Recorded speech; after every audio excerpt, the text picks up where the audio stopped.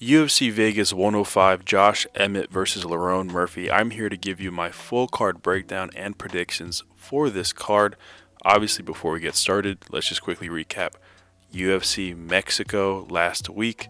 In terms of the predictions, like you already know, I do 2 videos a week on YouTube. One for the predictions, one for the best bets. If you want all my bets and my predictions earlier, just let me know. I'll give you the link to the Discord. But we'll talk about the bets in the next video because we crushed that as well.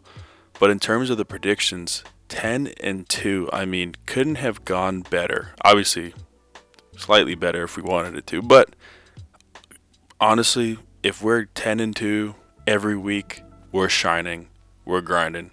And I am so happy with the way this went. Obviously, there was one fight that was canceled, the Pfeiffer one versus Gaslam. But we swept the main card. We'll start with the prelims really quick. Medeiros by decision, hit. Emmers TKO decision, hit. Garcia minus 3.5, hit. Godinez decision, hit. Then we had C-Rod, who ultimately didn't win. Then we had Gautier TKO submission, hit. Then we had Vergara as a dog. Did not pan out the way I thought it was going to be. So overall, prelims, we went 5-2, solid.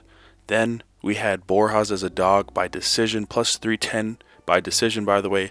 We also took him. It was a Discord exclusive. Him money line plus 180 or 190, I forgot. Banger right there. Then we had Martinez knockout TKO, banger.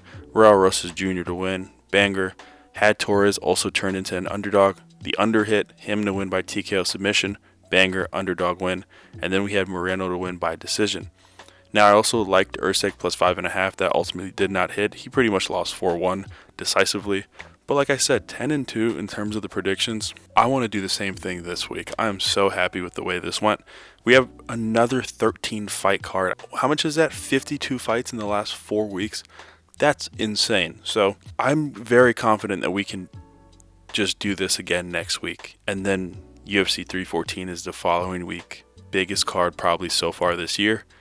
I'm very confident that we can dominate both. But like I said, 13 fight card. I have a few dogs. I have a few prop bets on the side also that I like that I'll talk about. So we'll start with that first fight and then we'll just keep it going until the main event, all right? All right, first fight of the night. We have Vanessa Demopoulos versus Talita Alencar. Already, I mean, if you've seen my previous videos, I like to fade Alencar. I think she's not UFC level at all. Not saying Demopoulos is some big stud or anything, but just keep that in mind, all right? In terms of the tail of the tape, both are coming off of losses. Demopoulos is an inch taller. They're both just short. Also has the 1-inch reach advantage, but the 1-inch leg reach disadvantage, which might be big because Alencar likes to throw those kicks. We know the game plan here, though, right? I mean, Alencar is going to want to take her down, try to sub her. Demopoulos isn't great anywhere. I can't even say she's good anywhere. She's pretty mid absolutely everywhere, but she likes to extend fights, and that could be a problem here. So Demopoulos, 5-3 in the UFC, lost to Amarim in her last fight by armbar, but before that, riding a 2-fight win streak where she was a dog for a few of these fights also. So she's never really painted as like a should be a heavy favorite here and there because like I said, skill wise it's not like she's great somewhere. Like most fighters are great in one specific spot. And then we have Alencar, who's, as we see in this picture, she wants to take this to the ground. She's going to try to sub her. I mean, she has 3 wins by sub, 2 wins by decision, and then 1 loss by decision. Has never been knocked out, but also has never knocked anyone out because she doesn't have that type of power at all. 1-1 in the UFC, lost her last fight to Luciano, who was a draw with the same fighter for Contender Series. But I mean, if you see that Luciano fight in Contender Series, she absolutely gassed out so early. It was nasty. It was so nasty. She was just surviving off of just pure will and grit. And now she's in this UFC level where, like I said, she won her first fight in the UFC by split decision. Wasn't anything impressive. And then she lost to Luciano, rightfully so, which she probably should have done in the first fight. Anyways, I like Demopoulos here. Now, obviously, it said here that she's the favorite. She's actually not anymore. Demopoulos is the underdog. Minus 106 on FanDuel. She was minus 113, 106 on FanDuel right now. Alencar is minus 120. Unless she gets taken down, I don't see how she loses his fight, Demopoulos. Now, granted, 27% takedown defense is disgusting, but you also have to just look at who she's fighting, right? I mean, compared to someone like Alencar, who's smaller, she's going to be a lot frailer in there as well. And a lot of these stats, I mean, she got taken down by Murata 5 times. That already looks really bad. Aside from that, no one has taken her down more than twice. Or once. I'm sorry. So, odds, that's a little skewed. Like I said, Alencar is going to be a lot smaller. I don't think she's going to be able to choke her out. If this fight extends past this, maybe even the middle of the second round, Demopoulos absolutely starches her, probably can take her down. If she doesn't get caught with a triangle while Alencar's on her back or something, she should win this fight decisively. I'm talking about this fight way too much, to be honest, but give me Vanessa Demopoulos to win by decision. She's a dog. First dog of the card is the first fight. I don't like Alencar at all. Maybe I'm biased. Second fight, Victor Henry versus Pedro Falcão. Now, Victor Henry is the favorite right now. He's coming off of a loss. He's an inch taller, 2 inches in reach advantage, and same leg reach. Falcão has some crazy-ass tattoos. And that's what I'm going to leave it at right now. Victor Henry is 3-2 in the UFC and won no contest. Probably would have lost to Meerschaert, so it probably would be 3-3. Lost to Jourdain by guillotine in his last fight, and then beat an old-ass Yaya prior to that. Mid-fighter doesn't have the power. 7 wins by TKO, but, I mean, like I said, beat up an old Yaya and then hasn't gotten a knockout since 2020 prior to that. So, 8 wins by sub. I mean, that's a little scary, I will say. Falcão is 16-4. He is 0-1. He did lose to Victor Hugo in his debut. He's pretty fluent on the ground as well. He has 5 wins by sub. His last win was a sub. But we have to also look at the level of competition too. 13-8 is kind of nasty. We look at some of his fighters that he's beaten, 15-18 when he's 12-3. Some of these, he was 8-2. He fought someone who's 1-1, 6-2, 0-3. Not all that impressive. Might have the power. Could start someone like Henry. But I like Henry's movement. I like the way he pops that jab. It's pretty sticky at times. There's nothing too special about him either. But I don't think Falcão is that good unless he catches him, which is he could rightfully do, to be honest. He can catch him. But I do lean the over as well. I think the over 2.5. I think Victor Henry is pretty durable. And, I guess we'll have to see how Falcão does in this fight against someone like Henry. But like I said, Henry's not that dangerous. Especially standing, if anything, he could probably sub him. But like I said, Falcão is pretty damn good on the ground too, unless he gets gassed late in the fight or something like that. If he just expends too much energy early trying to knock out someone like Victor Henry. Honestly, I lean Victor Henry here. His odds are pretty juiced. I don't like that. -205 on FanDuel. I wouldn't play that at all, to be honest. He's not good enough to be a -205. But like I said, I do lean the over 2.5. Overall for the fight, though, give me Victor Henry to win by decision. Next fight, Loma Lookboonmee versus Istela Nunes. Now, Lookboonmee is 3 inches shorter, has the 4.5-inch reach disadvantage and the 3-inch leg reach disadvantage. Now, all of this would scare me if she wasn't fighting Istela Nunes. Now, Lookboonmee, she's 9-3, 6-2 in the UFC. She's on a 3-fight win streak right now. She beat Denise Gomes by decision, then Elise Reed. She choked her out, then she beat Bruna Brazil. Now, we've seen that Bruna Brazil is not as bad as we thought she was. She beat Denise Gomes, where Denise Gomes was the heavy favorite. We've seen Denise Gomes have her struggles, especially with the wrestling. And then she choked out Elise Reed. Like, Elise Reed is another one that's not terrible. She's mid everywhere, but she's solid enough to have a UFC job. It's not one of those that we'll get to like a Belbiṭă who shouldn't even be in the UFC in the first place. But she's fighting Istela Nunes, who's 6-5. I mean, Jesus Christ, she's 0-4 in the UFC. She just can't pick up Now, granted, okay, her last fight against Dudakova, she smoked her elbow so early in the fight. I mean, she couldn't even fight. Dudakova was a -1,000,000 anyways. She's fighting strikers. Uruguay, she got ground and pound. Sam Hughes, another one like Elise Reed, just kind of there. But shout out Sam Hughes also, because she's been getting us paid. But regardless, shouldn't be in the UFC. Lookboonmee, despite her being smaller, it's going to help her with the wrestling. She's going to be able to take her down with ease. And I think that's going to be a major factor in this fight. She's averaging about 2 takedowns a fight.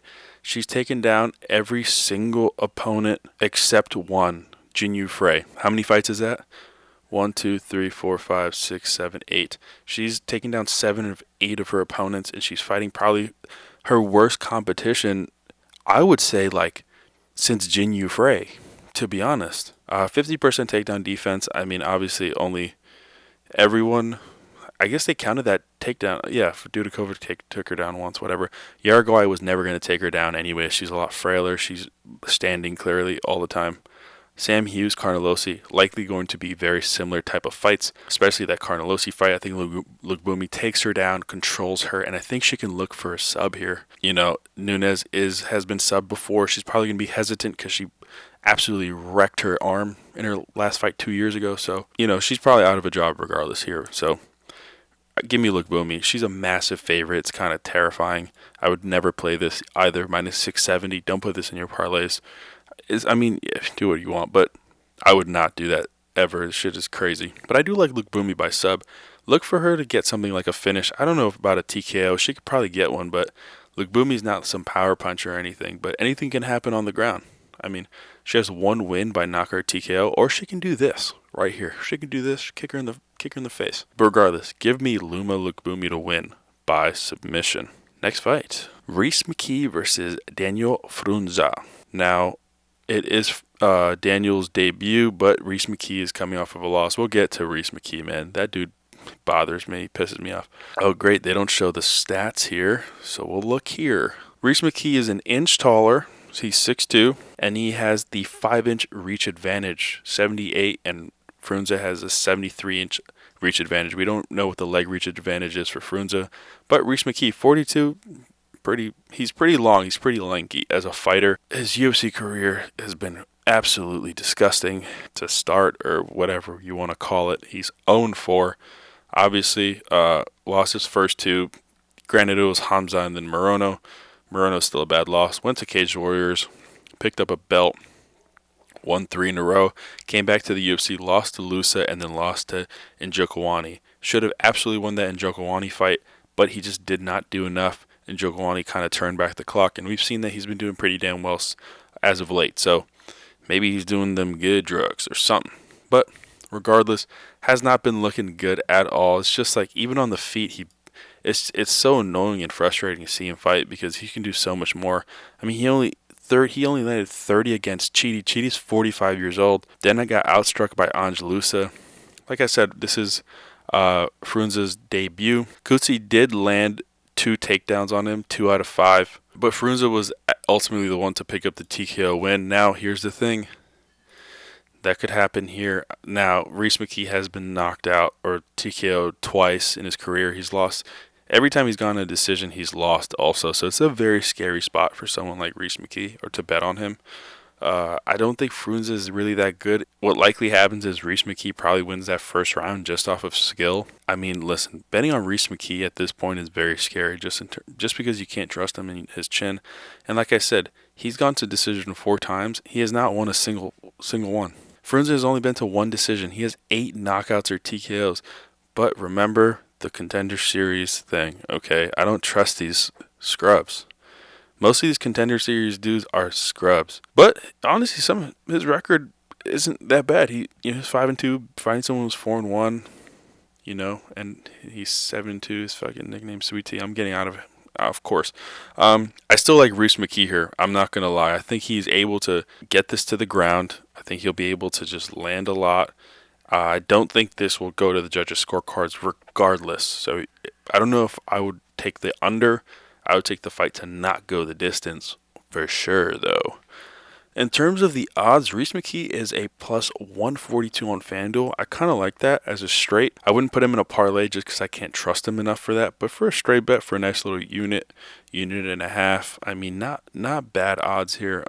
Frunza is just not tested. Rhys McKee is. He's not that good, but he's tested. Sometimes those are the fighters you want to go for. Don't hate it entirely, for real. So, give me Rhys McKee, underdog, to win by TKO or submission.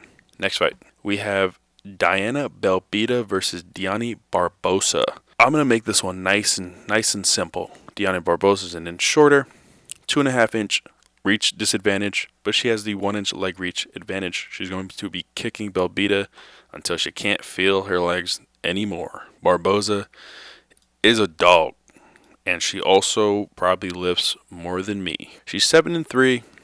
She's 1-1 in the UFC. She did lose to Miranda Maverick in her last fight, but in a fight prior to that against Ernesto, who's a striker, she won by decision. She was just able to control her a lot of that fight. I think she does the same with Belbiţă, just worse. I think this is a perfect matchup for her to absolutely shine against someone like Belbiţă, who's 15-9, 2-5 in the UFC. She's dropped 2 straight, 3 of her last 4. In her last fight, she got armbarred by Molly McCann. Need I say more? If you're losing to Molly McCann in 2024, what do I expect from you in 2025? You lose to someone like Kowalkiewicz, who also another one, decent striker. She's just not good. Belbiţă shouldn't be in the UFC. I think there's definitely some pretty privilege here or something. She's lost 5 by sub, 4 by decision. She's never been TKO'd or knocked out, and Barbosa has never gotten a knockout or TKO. She's only been TKO'd once prior to that. She's never picked up her own TKO win, and I think she can get one here. I think she'll be able to take Belbiţă down. No matter how this fight goes, I think that she'll be able to dominate her. So if you use DraftKings or whatever book you have point spreads, for me, for where I live, it's only DraftKings. I don't have that on FanDuel. I would take Barbosa minus 3.5 because her odds are obviously gross as hell. Also, she's the rightful favorite. Minus 620 is crazy, but she's going to win. I trust her more than Lookboonmee, to be honest. Minus 620 on FanDuel is gross. There's no odds here for DraftKings yet, but I'm sure she'll be around the same. I'm probably going to take her point spread. Might be minus 250 or something like that, 260. I'll probably parlay it. I think she dominates her.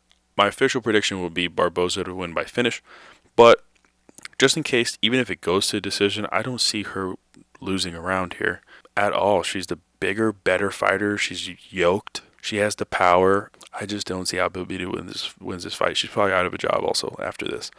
But regardless, give me Dione Barbosa to win by TKO or submission. Next fight. Davey Grant versus Daniel Santos. Now, Davey Grant's coming off of a very solid win.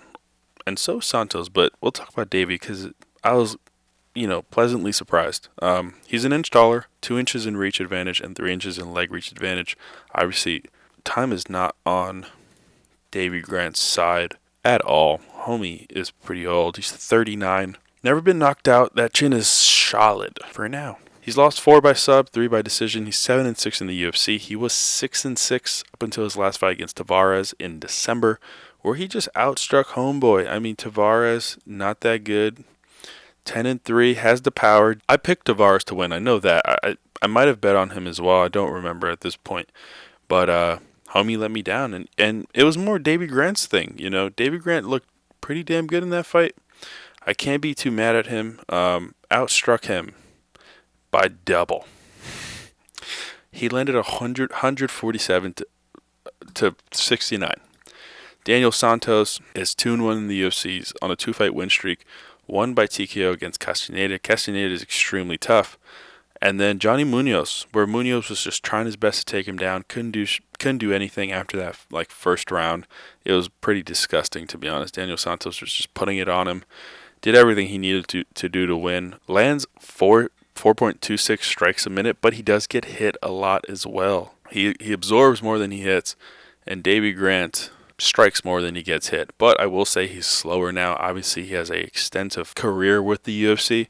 So my problem with Davey Grant at this point, and it's going to be like this until he retires, is his age. I mean, it really depends on the fighters that he's fighting.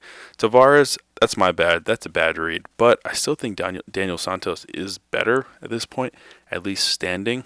Santos, 30, 5 wins by TKO. He has lost 2 by decision. That's my one fear. Obviously, if it extends, how is he going to play into, this fight with someone like Davey Grant, who has the obviously the UFC experience, but also has the gas tank to stay in that fight. Very scary. So Regardless, though, I do like Daniel Santos in this fight. Santos is a minus 150 on FanDuel, minus 148 on DraftKings. I'm probably going to play this straight, to be honest. No need to... Oh, that just switched up on me. You'll see it in real time. Minus 155 now on DraftKings, minus 150 on FanDuel. I wouldn't be surprised if this dropped down to like minus 140.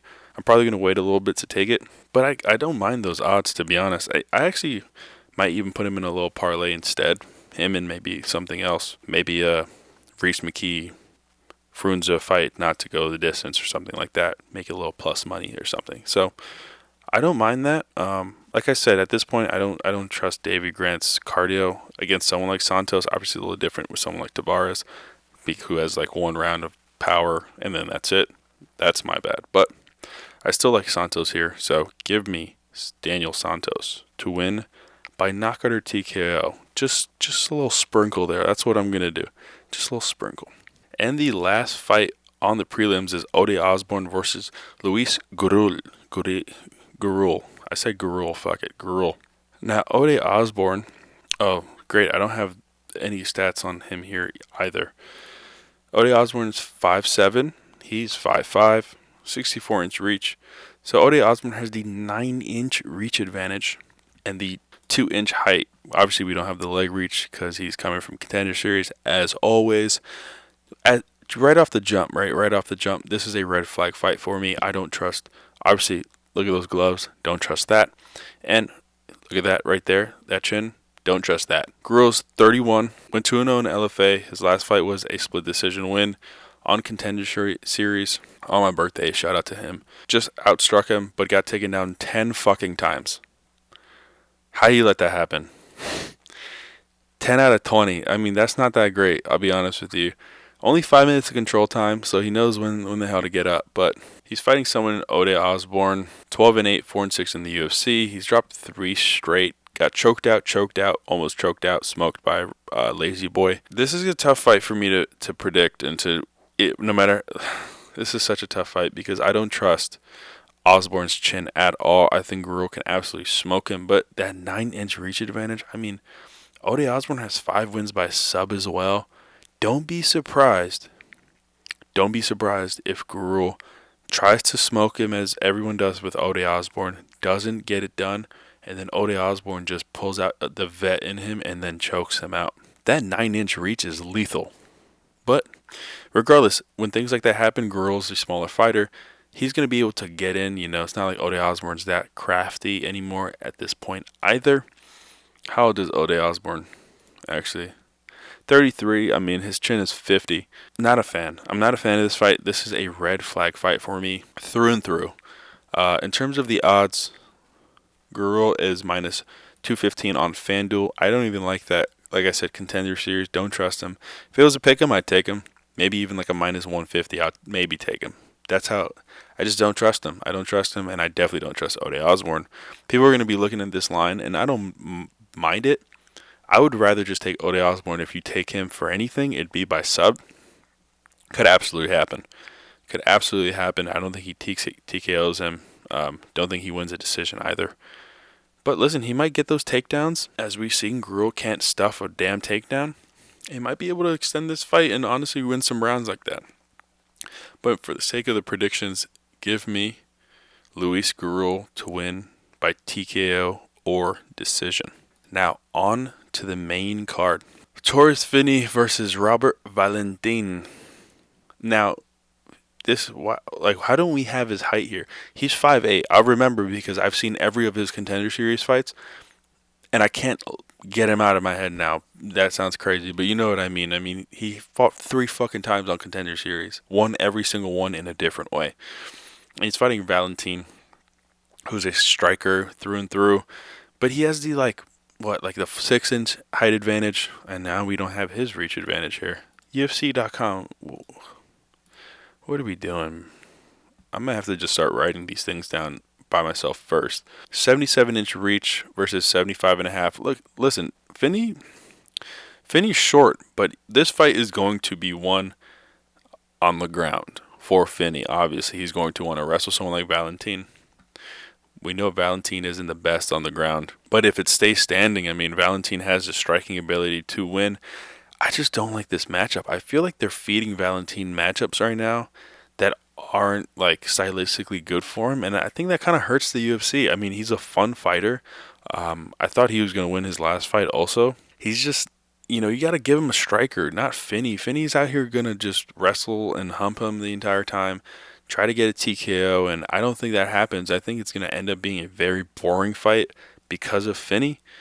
But I still think that he can pick up this win. Like, I'm not even going to go through their stats and this and that. Like, I think Finney at this point, he knows what he has to do to win. He's been waiting for this for so long. Granted, could he get clipped? Absolutely. Like I said, Valentin is a dangerous striker on standing. Just rough. I hate that they gave him Finney so early. Valentin plus 186 on FanDuel. Finney is minus 245. People are going to be parlaying Finney a lot. I'm not going to parlay him in shit. But I will take him to win by decision. So give me Torrez Finney to win by a boring ass decision. Next fight, Brad Tavares versus Gerald Meerschaert. Now, two UFC vets here, same height. Meerschaert has the 3.5-inch reach, and then Tavares has the 3-inch leg reach advantage. Tale as old as time. I mean, we know what Meerschaert's going to want to do, but at this point, I mean, listen. Well, we'll get to the odds because this is a disgusting fight. This is just two unks fighting. Meerschaert has as many wins as his age, 37. 29 wins by sub is hilarious.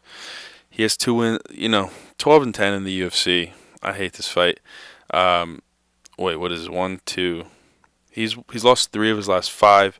Lost his last one to RDR, where he had RDR hurt, and then they're just that was actually a drunk uncle fight. Brad Tavares, another vet, not that great. Also 37. 13 wins by decision. So fun. 15 wins in the UFC, 10 losses. He's lost 4 of his last 5, but please just look at who the fuck he's fighting. He fought DDP. He fought Bruno Silva, Chris Weidman, where he won. Chris Weidman, granted, first fight back from absolutely just brutal leg injury. Then lost to RoboCop, and then lost to Iron Turtle by split. Maybe could have won that fight. This is a perfect matchup for him to beat the shit out of Meerschaert. Meerschaert is old. He's washed. The way he lost to RDR is absolutely disgusting. In fights against old people, you have to just trust the gas tank a little more on whatever fighter. So I like Brad Tavares, honestly. I hate that. I feel like I've never said that in my life. Brad Tavares minus 250 makes me want to throw up, but should probably be a minus 400 against someone like Meerschaert at this point. I don't trust Unk at all. I think he's old, he's washed. I don't like it at all. But I think even Tavares will be able to take this to the ground. His wrestling's superior. His jiu-jitsu's not. But his wrestling is. He'll know what to do on top control to just keep it there. Just, elbow him, beat him up a little bit. Win by points likely. But listen, you never know. He might pick up a nice little TKO win. When was the last time Brad Tavares picked up a TKO? Like fucking 30 years ago? Last time he won by TKO, UFC was on Fox. Okay. Give me Brad Tavares to win by TKO or decision. Tired of talking about this fucking fight. Kennedy Nzechukwu versus Martin Buday. Kennedy is an inch taller, 6-inch reach advantage. He always has the reach advantage. He's just lanky. 4 inches in leg reach. Just obviously skill for skill. He's easily the better fighter. He's a better fighter than a majority of these UFC heavyweights at this point. Obviously, he's fighting people who have stronger chins and more power. He could get smoked, but Buday is nothing special. He's 14-2, 5-1 in the UFC. He won his last fight to Arlovsky by split decision. You're going to split decision with Arlovsky in 2024. He lost to Gaziev prior to that. I mean, his UFC career has just been cans. I mean, Chris Barnett can, Bresky can, Collier can, Perishin can, Gaziev was fraud checked, but actually not a can, and then Arlovsky, 30,000 years old. Nzechukwu, 14-5, 8-5 in the UFC. Now, what's scary is, listen, if Buday is able to take him down, how's he going to manage to get up from that? Buday, obviously, we haven't seen that in heavyweight. Yet, these bigger fighters taking him down and keeping him there. Is he going to get tired trying to get up? He's obviously the longer, lankier fighter. It's a lot harder for him to get up in those situations. A lot easier for Buday to get a single. Just push him down. His natural, big, heavy ability to do that. But I will still lean the one who is more skilled. Always. He's taller. He's lankier. He's just a monster. The odds are disgusting. We'll get to that. Buday has been knocked out once and then has one loss by decision. I think Kennedy will be able to spark him, to be honest. Kennedy is a 310 favorite. That's so gross. That is so gross. But you know what? Buday is not good. He's only beaten trash-ass competition. The one thing about looking at stats here is Kennedy went up in weight, so his 81% takedown defense doesn't really mean shit. Because Chris Barnett tried to take him down once, and then Bresky tried to take him down twice. So only three takedowns out of like a million is very hard. But you'll see some wrestlers here in light heavyweight, like a Devin Clark, who only was able to land 1 out of 4. Those things are impressive for sure. Shit, even a Kutelaba, landed 2 out of 8. Things like that, you can see that they're pretty impressive, but, a Dustin Jacoby's in there and shit like that, You can't really say too much about that. Takedown, Martin Buday, 25% takedown accuracy. Also, only fighting massive, big, fucking fat fighters, not someone like Nzechukwu. I've been fucking up his name for years. I still think Kennedy is going to be able to win this. So give me Kennedy and Nzechukwu to win by knockout or TKO. Next fight, Cortavious Romious. I always call him Romulus versus Chang-ho Lee. Now Romulus is 4 inches shorter, inch reach disadvantage, but has the 1 inch leg reach advantage. This fight is going to be a scrap. Honestly, these boys, these little fellas, they're going to be swinging. Now Cortavious 9-3. 1-1 Contender Series, 0-1 lost his debut fight to Bolaños. Just got outstruck. He took him down 4 times, 4 out of 6. But Bolaños did also take him down. He landed way more than him. Early too. I mean, Bolaños outstruck him in every single round. There's nothing coming from Romious in rounds 2 and 3 at all. Then we got Chang-ho Lee. Do we count Road to UFC? I guess we do. He's 3-0 technically, but 1-0. Picked up 2 TKOs and then a split decision in June against Jiao Long. Was able to land 2 out of 9 takedowns. Not pretty. Not a pretty fight from either, to be honest. Second round was a banger, clearly. Outstruck him as well. Now it's going to be interesting to see how this fight goes, because both are going to want to wrestle, so it's likely going to be standing. Whose power do I trust more? And if it were to go to the ground, who do I trust more to finish? And I'm not going to lie, I kind of trust Romious a little bit more. At this point, I know you see the losses and you're like, this is gross. He got smoked by Tavares in Contender Series a year ago, 2 years ago almost. Came back, ended up winning a unanimous decision. Did well enough to get a dub. So, just saying. Or get a contract. I trust him a little more. I'm not going to lie. Odds-wise, Romious is an underdog. He's plus 114 on FanDuel, 120 on DraftKings. Now he's 114. Just changed in my fucking eyes. 114. I don't hate it.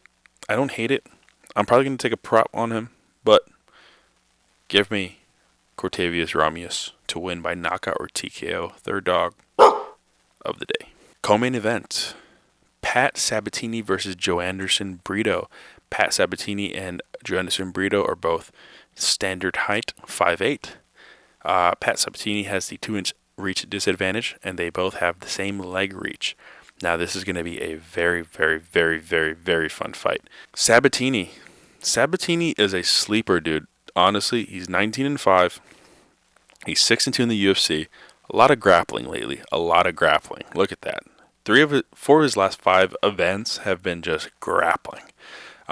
He did pick up a win against Jonathan Pierce in his last fight by rear naked choke. Obviously, prior to that, he did get smoked by Diego Lopez.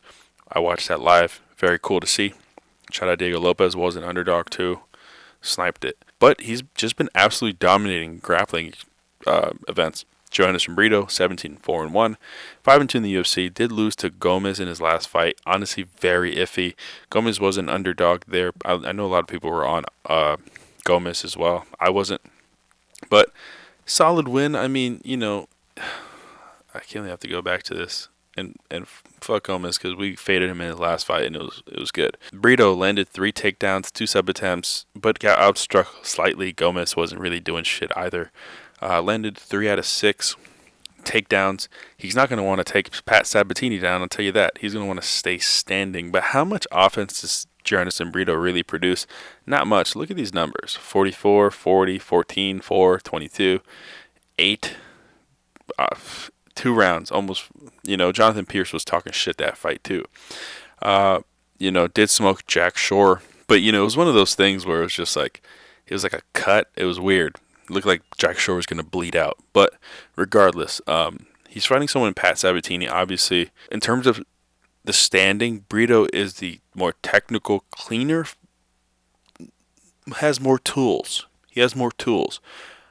Pat Sabatini could land on the feet. We know he's going to want to wrestle with someone like Brito. Brito has a 72% takedown defense. Pat Sabatini averages 4 takedowns. Obviously, only averages 2 strikes a minute, which is so disgusting. But if it gets to the ground, I'm terrified for Joanderson Brito, to be honest. And then when I tell you how I'm going to bet on this fight, most likely you'll understand what I'm trying to get at here. But Brito is minus 230 on FanDuel. Now, I'm going to lean Brito still. I think that he'll still do enough in 3 rounds to pick up a win. In terms of the striking, he'll be able to get up against someone like Pat Sabatini. Pat Sabatini is really, really crafty on the ground, which is why I'm not going to take Brito money line at all. I don't like it. I don't want to. I'm going to probably take Pat Sabatini plus 3.5. I think I trust Sabatini's chin more. Obviously, Diego Lopez smoked him, but Diego Lopez, as we've seen, is so technically sound standing, it's ridiculous. He's so technically sound, he knocked out Ortega and then woke him back up in the same exchange. So I lean Sabatini to do enough to win a round and maybe even win this fight. But in terms of the predictions, I'm going to go Brito by decision. I just want, if you actively listen to this, I appreciate you already, but just for your insight, we've been kind of dominating most of these props. So just so you guys have a little better understanding of how I'm probably going to lean into this fight going into the next video, I'm probably going to take Sabatini spread. But in terms of predictions, give me Joanderson Brito to win by decision. Now main event, Josh Emmett versus Lerone Murphy. Lerone Murphy's 3 inches taller, has a 3.5-inch reach advantage, and Josh Emmett actually has the half-inch leg reach advantage. We all know how this fight's going to play out. Josh Emmett has the power. Lerone Murphy has the footwork to stay the fuck away from him. Hopefully. But Lerone Murphy, 15-0-1, 7-0 in the UFC, almost got smoked by Dan Ige, and that's why people think that Josh Emmett's going to beat him. Got hurt, was absolutely hurt, but then he started using his wrestling a lot more, winning a lot of those grappling exchanges, those clinch exchanges on the cage. He's probably going to be able to do the same on someone like Josh Emmett. He's going to have to worry about that power as much as possible. Now, I will say, Josh Emmett overextends a lot more than someone like Dan Ige. He might be better than Dan Ige, but he extends so much sometimes that it hurts him. And if Lerone Murphy has one thing, it's his footwork. Is he going to be able to get to someone like Lerone Murphy? Has Lerone Murphy recovered, and he's definitely recovered, but has he understood the type of damage these power punchers can do to him? Like, Dan Ige fucking cracked him. I remember watching that and I was like, I'm smoked. But Josh Emmett, also 40 years old. Obviously his last fight was over a year ago, where he absolutely almost sent Bryce Mitchell to, I was going to say heaven, but listen, that's up to, I don't know anymore. Regardless, before that, lost to Ilya and then lost to Yair. It's tough because he's losing to elite competition. He's beating good competition. And I feel like Lerone Murphy is in the good, but just a little better than that. He's not the Ilya, he's not a Yair, but he's an underrated fighter because he's not that exciting. but he's still a very good fighter. I think he can beat someone like Josh Emmett in 2025. He's 33. He's never subbed anyone. 7 TKOs, 8 decisions. But the last 4 fights have all gone to decision.